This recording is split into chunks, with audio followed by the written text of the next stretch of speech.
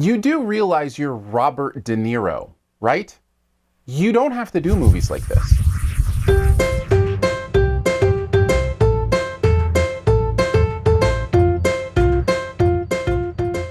Hey, babe. And Dad. I found the tie you're gonna wear to the Blessings. rehearsal Raunchy Sunday. And curses. Do you like the coral color or the salmon?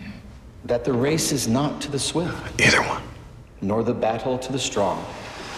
Neither yet bread to the wise, What's nor wrong? yet riches Coral to or the salmon? man of understanding. What one do you like? I mean, I like the coral. That's what I was gonna say too.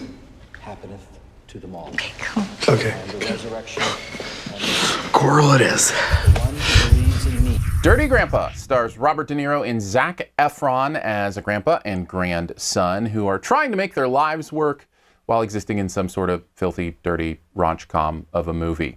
Can they combine both the filthy and the funny? Let's find out with 5 things you might want to know about Dirty Grandpa. The short answer is no. I mean, they've got the filthy part down right. Let's start there. This is an extremely offensive movie, and not just in the ways that the filmmakers intended. They go over every single line they can find. It's as if they're having fun putting these words and ideas and thoughts into Robert De Niro's brain and mouth, and it's kind of like he's their puppet to get to say all the juvenile things they've ever wanted to say. And here's the thing, it's not even raunchy for a purpose. Like, it'd be one thing if it served the humor or, was clever in some sort of way or served some sort of deep and meaningful metaphor, but none of that's here. It's just really dirty. Of course, the worst part of it is, it's not even really funny. That's the cardinal sin for a comedy, right? You don't make me laugh. And nobody did. I was in a fairly full theater, and I don't remember hearing a lot of laughing. This is about the extent of what I heard every once in a while during this movie from people around me. That's not a comedy. That's bemusement of some sort. I have no idea. And I think the main reason is because they don't get what's funny about these characters. And if you don't tune into who the character is and what is funny about them, then the audience isn't going to tune into the character and find what's funny about them either. What's crazy is the emotion I get isn't humor, it's sadness. You really start to feel sad for De Niro and Efron as well. I like these guys. I mean, Robert De Niro is a legend. And as you're watching him say these things that just aren't funny and are so crass in every sense of the word, you just start to get a little bit sad. The same goes for Zac Efron. I have many times defended Zac in my reviews. I think he's a wonderful actor and can do some great work in drama and comedy. And I just don't feel like that's here. And so because of that, you're watching these guys, at least I am, that I respect as actors, and just feeling really sad that they're there.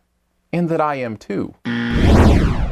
The other thing that adds to the sadness is that not only is it not funny, but there's no meaning here either. So there's nothing to get invested in these characters either way. You don't like being around them because they're fun to be with, and you don't like being around them because you want to root for them. You're not rooting for them. You don't enjoy their company.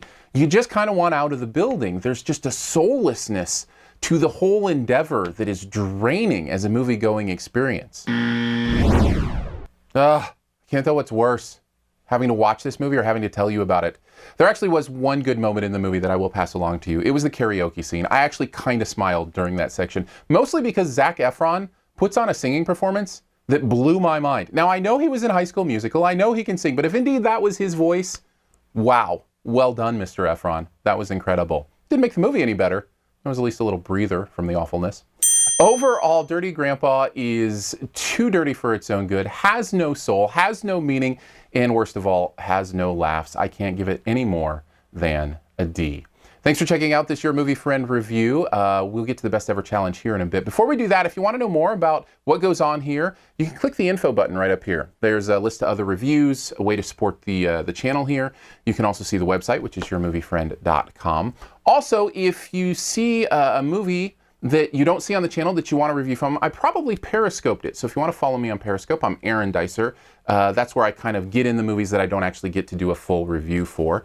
SiftPop is the podcast. You can subscribe at iTunes or Stitcher, wherever you do podcasts, SiftPop. All right, on to the Best Ever Challenge. This is where you name the best movie ever in a particular category. Also try to identify my choice. What is the best De Niro comedy ever? Robert De Niro has been in a few comedies, some that were actually funny. What's the best one? For me, has to be the one Probably the most recent one. Little bit of a cheat because it's very subtle comedy, but he was funnier in this movie in just one scene than the entirety of Dirty Grandpa. Also starred somebody who also had an amazing singing performance recently in Les Miserables. So that's enough hits, I think. Take a guess at mine in the comments. Leave your choice there as well. And by the way, the first person to get mine right does get a point. Thanks. And as always, I'll give you 5 extra seconds to hit the subscribe button. Just click the logo right down in this corner.